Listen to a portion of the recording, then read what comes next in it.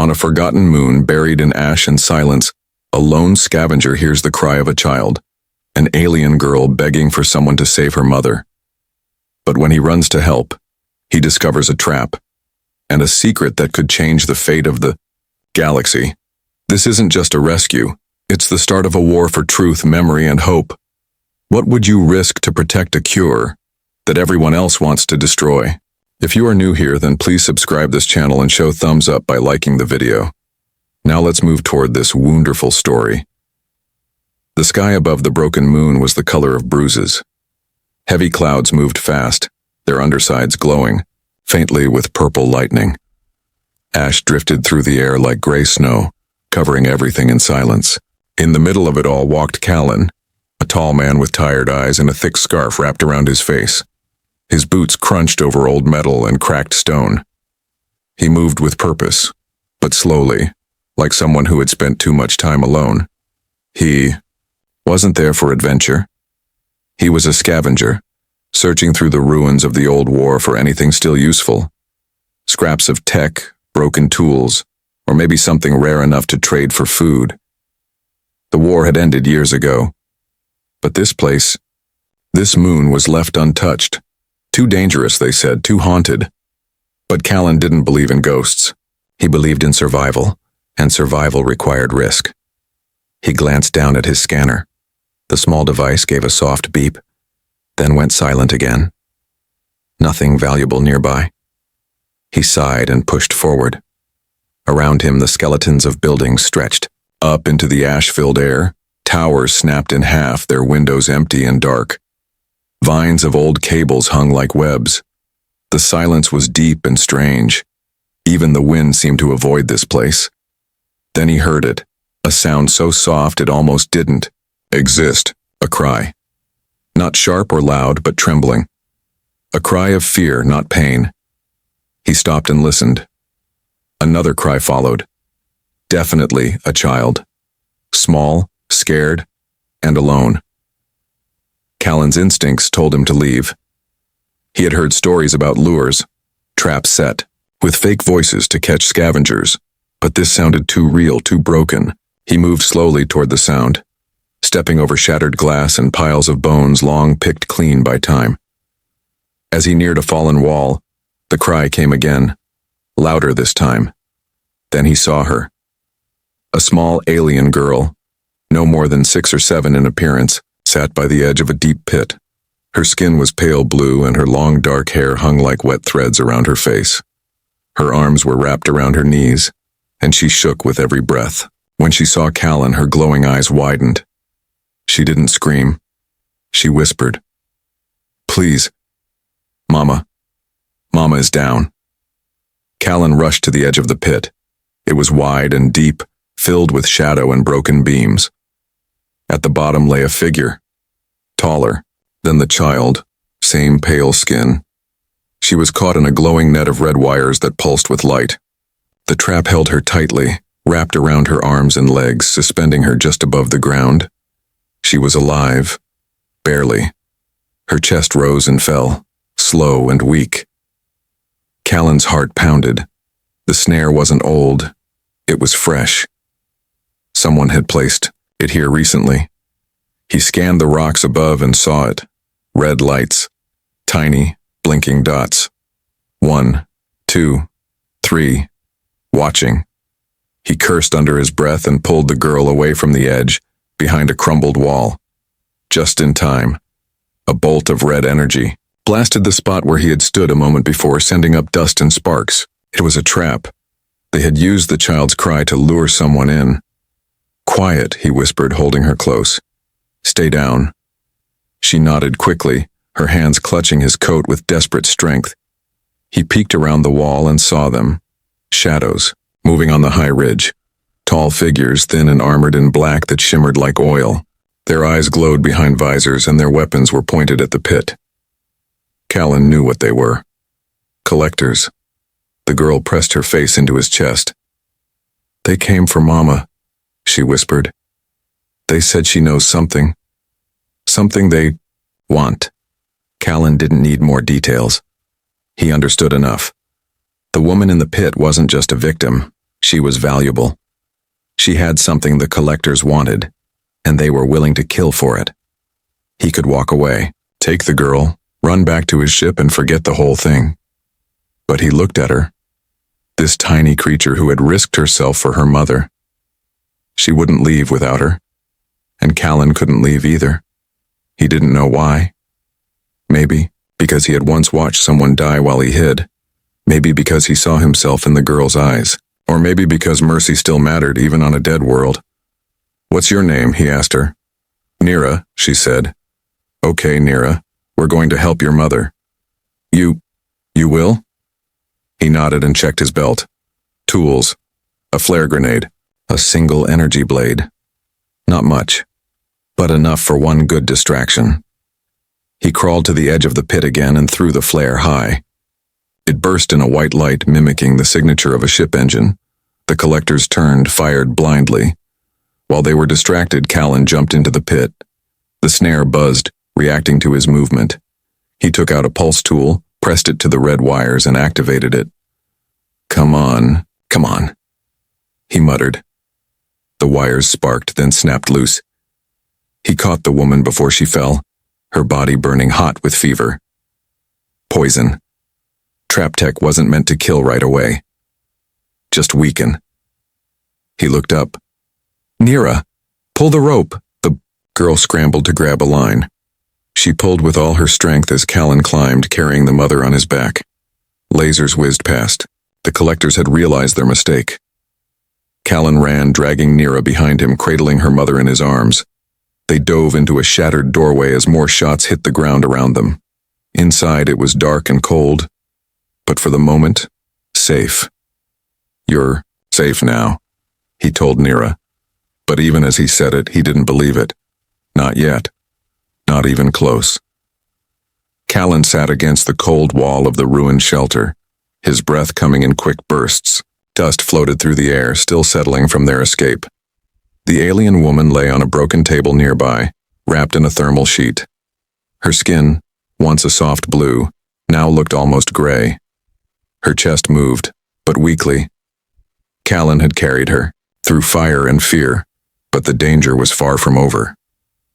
Nira knelt beside her mother, holding a cloth soaked in water to her forehead. Her hands were small but steady, though her lips trembled. She hadn't cried, not once.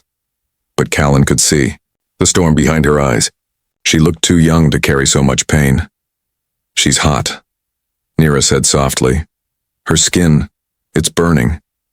Callan nodded. He knelt beside the woman, touching her wrist. Her pulse was fast and shallow. Red marks ran across her arms and neck, where the trap's wires had touched her. The skin was cracked, almost blistered. The snare hadn't just held her, it had poisoned her. He reached into his pouch and pulled out a small injector. Old human tech, basic field aid. He pressed it against her arm and let it hiss. The medicine flowed into her, and for a moment, her breathing eased. "Will it fix her?" Nira asked, her eyes wide. "No," Callan said, "but it buys us time." A faint hum reached his ears. He stood quickly and moved to the window. Outside, the red eyes of drone scouts glowed in the dusk. The collectors had sent machines to search. They were close again. He crouched low and pulled Nira toward the darkest part of the shelter. "Stay here," he whispered. "Don't move unless I say." She nodded, curling beside her mother, her tiny body tense and silent. Callan peeked, through the cracks in the wall. Shadows moved just beyond the edge of the ruins. 3 collectors this time. Their armor shimmered like oil, and their eyes burned red. One of them carried a long plasma rifle. The others had rope launchers and restraint nets. They didn't come to kill. They came to take her back. Callan knew what that meant. They needed her alive. She was important. He glanced at her lying still, her breath shallow. She had knowledge.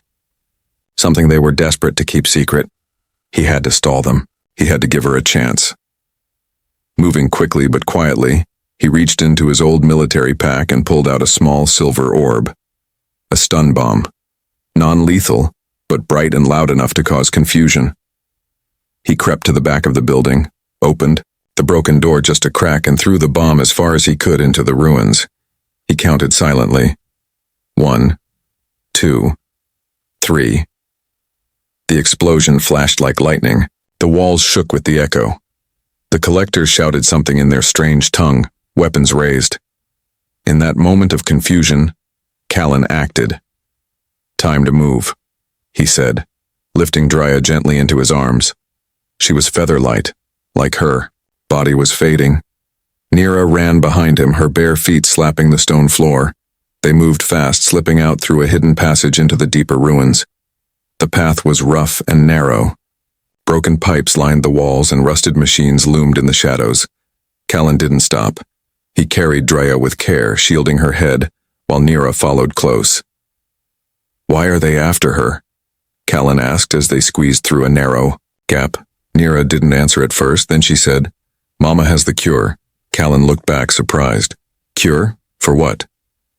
"For the sickness that burns the mind," Nira whispered.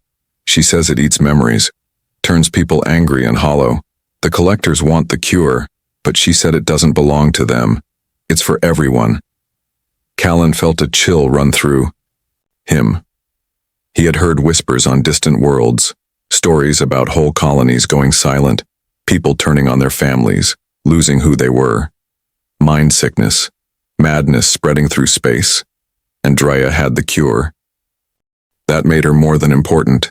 She was a threat, a key, and the collectors would do anything to keep that key in their hands.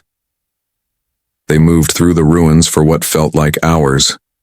The light faded, and the sky outside turned deep violet. Finally, they found a narrow room buried beneath stone, a space once used for storage. It was dry, tight, and hidden. Callan laid Drea down carefully. Her breathing was slower now, but steadier. The fever wasn't gone, but it had stopped climbing. Nira sat beside her and brushed the hair from her face. "You said you would help," she said to Callan, her voice small. He nodded. "I will." Outside, the wind blew stronger, carrying the hum of machines. The collectors were still hunting, but inside the tiny shelter for a moment time stood still.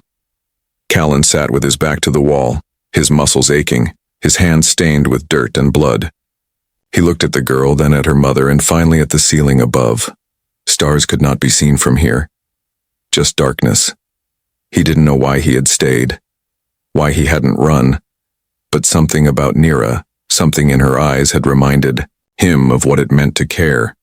And maybe, in a galaxy that had forgotten how to feel, that still mattered. He leaned his head back and closed his eyes. The fever wasn't the only danger. The real fire was still coming, and when it arrived, he would have to be ready. Callan moved quietly through the jagged rocks, each step careful and steady. The cold air bit at his face, and the ground beneath him was uneven and sharp. He carried Drea on his back, wrapped tightly in blankets, her body weak and too warm from the fever. Behind him, Nira followed without a word, her small feet moving, quickly to keep up. She didn't complain, she didn't cry. Her eyes stayed focused, watching every shadow, listening to every sound. The cliffs around them were steep and cracked, like the bones of some old, broken creature. Wind howled through the narrow paths, whispering strange sounds that made the skin crawl. Callan didn't stop. He couldn't. Time was slipping away. Drea's breathing had grown shallow again, and her skin felt even hotter now. The basic medicine had only slowed the poison. They needed more. They needed the spring. Nira had told him about it. Hidden deep in the cliffs, an ancient spring where the water once cooled human fusion engines. It was rich with minerals, pure and untouched. Drea had whispered its name once before the fever, made her quiet again. Callan didn't know if it would work, but it was all they had, and they had to try. They passed through a narrow gap between two tall stones and stepped into a shallow canyon. Strange plants glowed faintly along the path, lighting the way in soft green and blue.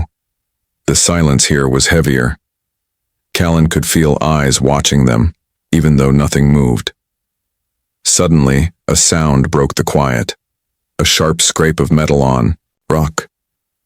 Callan stopped and raised his hand. Nira froze behind him. From the shadows came a creature. It was huge, its body covered in bone-like armor. Its eyes glowed orange, and long claws dragged across the stone as it moved. It didn't look alive in the normal way. It looked like something made for one purpose: hunting. Callan set Drea down behind a boulder and stepped forward, drawing his plasma knife. The creature roared, charging with a speed that didn't match its size. Callan didn't run. He ducked under the first swipe, slashing across the beast's leg. It barely reacted. It slammed into him, throwing him into the rocks. Pain shot through his side, but he rolled and got back up. The second charge came faster. This time Callan dodged and stabbed up into the soft skin beneath its jaw. The blade cut deep and the creature screamed, thrashing wildly. It threw him again, but he held onto the knife. He landed hard but didn't let go. Nira screamed. The creature lunged one last time, and Callan slid beneath it, driving the knife in as deep as he could. The light in its eyes flickered, then faded. It collapsed beside him with a heavy thud. Callan lay on the ground, breathing hard. His chest burned, and blood ran down his side. But he was alive. Nira ran to him, her face pale. "You're hurt," she said, her voice shaking. "I've had worse," Callan replied with a tired smile. He stood slowly, wincing, then lifted Drea again. "Let's go." The path ahead led them to a small cave opening in the rock. Inside, the spring glowed softly, the water as clear as glass. It flowed over smooth stones, making gentle sounds in the quiet space. Callan placed Drea beside it and filled a flask, mixing the water with a powder from his pouch, an old human formula for boosting healing. He helped Drea drink a few small sips. She didn't wake, but her breathing slowed. Her skin, still hot, seemed to regain some color.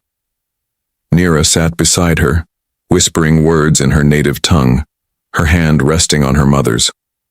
Callan leaned back against the wall, letting the pain settle into his bones. The fight had cracked something in his ribs. Every breath hurt, but he didn't complain. Pain meant he was still here. As Drea rested, Callan pulled out the small data stick he had taken from her belt. He hadn't had time to study it before. Now he slid it into his wrist reader. The screen lit up and lines of maps appeared. Old, secret maps. Systems no longer marked on any public chart. Dead worlds, research stations, places long forgotten. One of the files flashed a warning. Mind haze, Class Omega. A voice played through the translator, shaky and distant. Project Emberwave failed. The sickness adapted. We couldn't contain it. Only one species showed resistance: humans. Callan stared at the screen, his heart beat faster. He remembered stories from the end of the war, whispers of a weapon that burned the mind before the body. They had said it was gone, buried with the past, but Drea had proof. And now they were hunted because of it. He looked over at Nira and her mother. The collectors didn't just want to hide the cure. They wanted to erase its existence. Drea was more than a healer. She was a threat to their control. Nira looked up at him. "She's stronger now," she said. Callan nodded, though. His mind was far away. "Good, but we can't stay." Far above, the sky flickered again. Red lights moved slowly across the valley.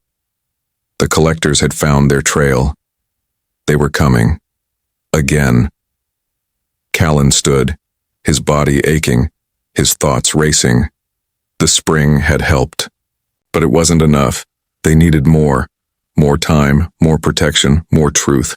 Somewhere out there, Drea's people had hidden something. A place, a memory, a key. And Callan knew they had to find it. The sky above the valley cracked with thunder as the first drops of rain fell across the ruined cliffs.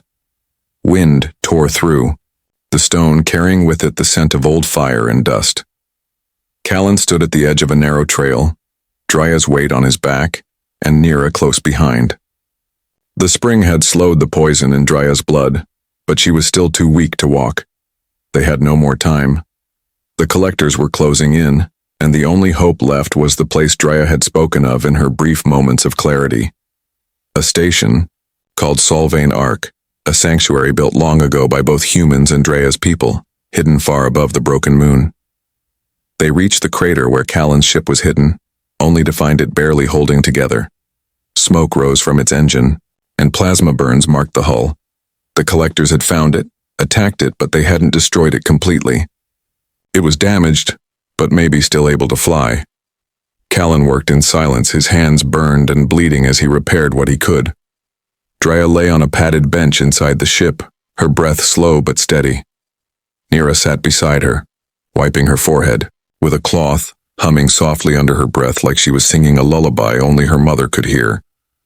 By the third night, the ship was ready, not perfect, just enough for one jump. Callan had sealed the doors, started the core, and ran the final checks. They lifted off just before dawn.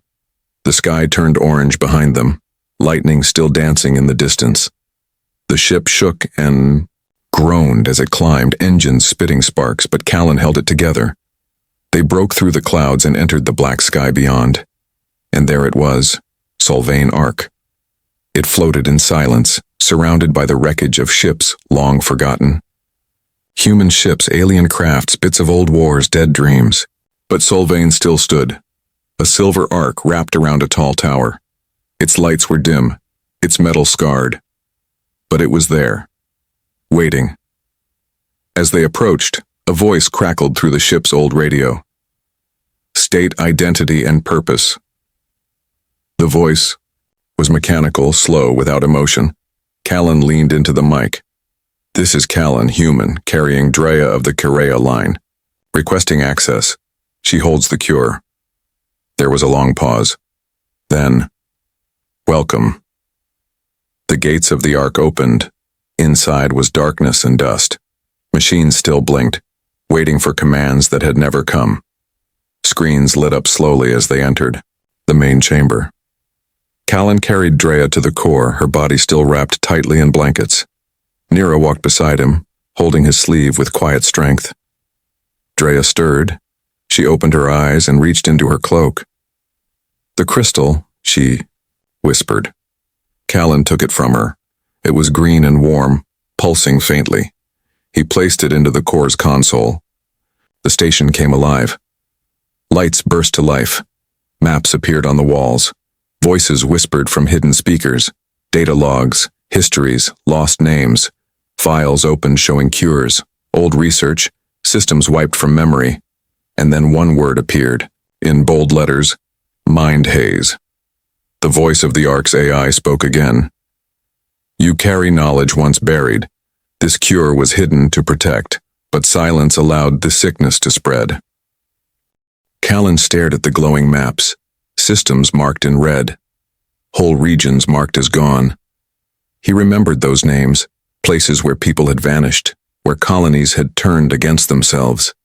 It had been real all along. Nira looked up at him. Can we stop it now? Callan nodded slowly. Maybe, but they'll come. And they did. Sensors around the station blinked. A fleet of collector ships had followed them. They were surrounding the Ark. One last warning came through. Give us the cure or you all die. Callan didn't flinch. He activated the station's old defenses. Turrets unfolded from the walls. Shields sparked to life, but it wouldn't hold forever. The Ark was old. It had strength, but not enough for a war. He looked at Drya, now conscious, her hand resting in Nira's. We have to send it out, she said. Not just store it, broadcast it. Let every world hear the truth. Callan nodded and turned to the console. He inserted the data, activated the core's transmitter, and hit send. A deep hum filled the station. Then a wave of energy shot through space, a beacon of green light carrying the cure, the maps, the warnings, everything. From Solvane Ark, the truth spread like fire. The collectors saw it too late. Their systems were breached, their lies exposed. Inside the station, Drea smiled for the first time. You did it, she whispered. Callan looked at her, then at Nira, who now stood proudly beside her mother. No, he said. We did. As the signal spread, lights across the galaxy blinked on. Lost colonies responded. Old stations, forgotten ships, hidden outposts. Each one heard the call. The sickness would not win. Hope had returned. Solvane Arc began to shut down, its mission complete. But one last message blinked on the console in front of Callan. A personal file. A name. Echo host. Bloodline confirmed. He opened it. A video played. An old human commander speaking directly to him. If you're seeing this, it means the line held. Your body carries more than memory. It carries immunity. You are part of the cure.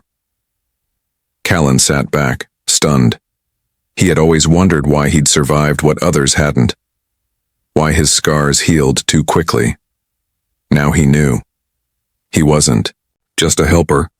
He was part of what the galaxy had been waiting for. Outside, the collector fleet scattered, their power broken. Inside, Nira looked at the stars, then back at Callan. What now? He smiled, tired but strong. Now we rebuild. Together. And, from the heart of Solvane Arc, a new future began. Not just for humans, not just for Drea's kind, but for all who remembered the past and chose to make something better.